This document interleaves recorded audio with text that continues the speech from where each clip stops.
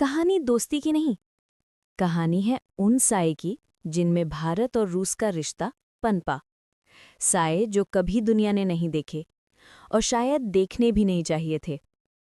1947 की आज़ादी के बाद दुनिया को लगा भारत या तो अमेरिका के पाले में जाएगा या अकेला रहेगा। पर भारत ने जो रास्ता चुना वो किसी किताब में साफ साफ नहीं लिखा। ये रास्ता था एक खामोश भरोसे और छुपी हुई आशंकाओं का। सोवियत यूनियन ने भारत को पहला हाथ बढ़ाया, एक हैंडशेक जिसके पीछे छिपा था एक अनकहा वादा। तुम हमें अपनी जमीन और जानकारी दोगे, हम तुम्हें वो हथियार देंगे जो तुम्हें झुकने नहीं देंगे। ये दोस्ती नहीं, ये रणनीति थी। 1960 के दशक में दुनिया को बताया गया कि भारत और सोवियत सहयोग कर रहे हैं, पर हकीकत में सीमित सहयोग नहीं। चल रही थी सीक्रेट डील्स, साइलेंट मीटिंग्स और ऐसे वादे जो आधिकारिक रिकॉर्ड में आज तक नहीं मिलते।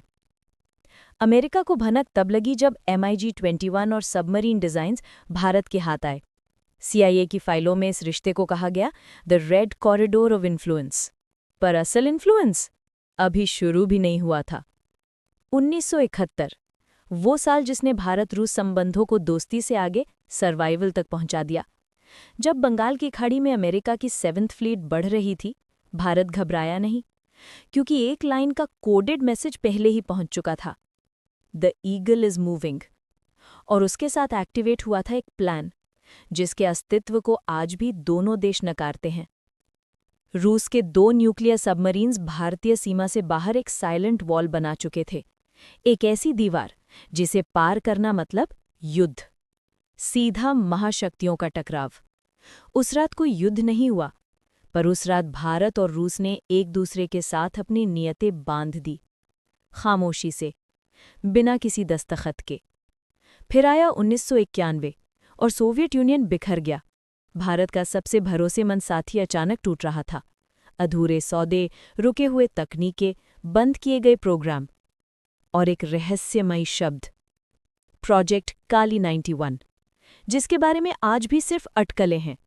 क्या वो एक हथियार था, एक जॉइंट प्रोजेक्ट, या दुनिया की शक्ति संतुलन को बदलने वाला सीक्रेट एक्सपेरिमेंट? किसी को पता नहीं, क्योंकि प्रोजेक्ट फाइलों के साथ गायब कर दिया गया। 21वीं सदी में चेस बोर्ड बदल चुका है। भारत उभर रहा है, रूस अकेला हो रहा है, और अमेरिका, चीन, यूरोप सब एक नई कोल्ड वॉर में अपनी जगह तलाश रहे हैं।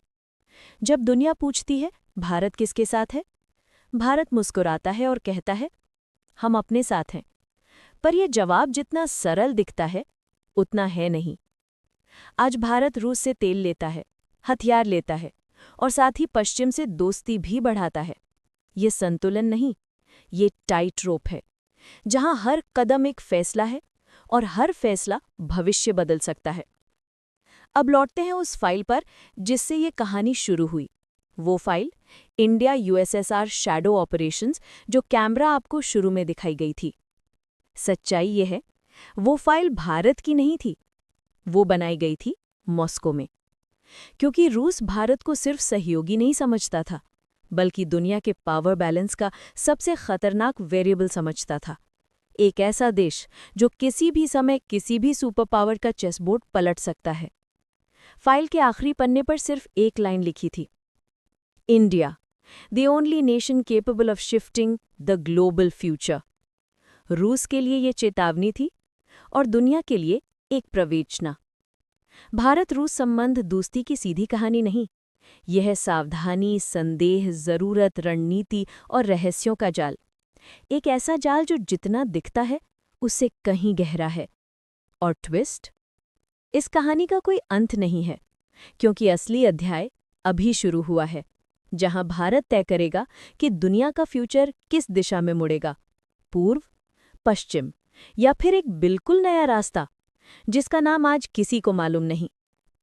इतिहास के लाल साए आज भी हमारे साथ चलते हैं, और उनकी खामोशी आने वाले कल का शोर तय करेगी।